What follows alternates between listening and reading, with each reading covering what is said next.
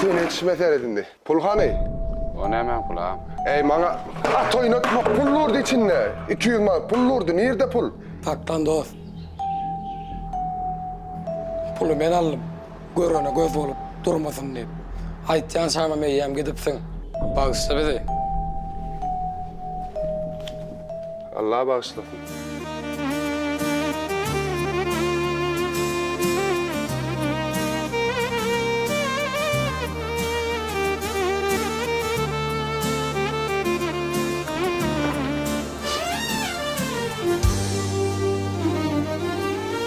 Ananım menak bağlama, ananım menak bağlama.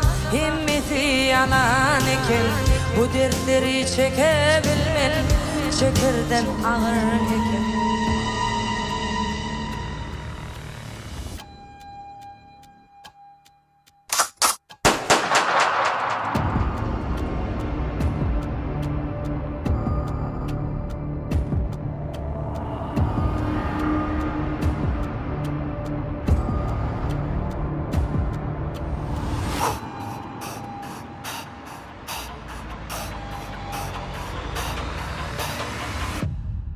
Bağışla beni.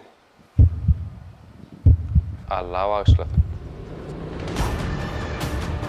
Resulallah, geleyiz ortala.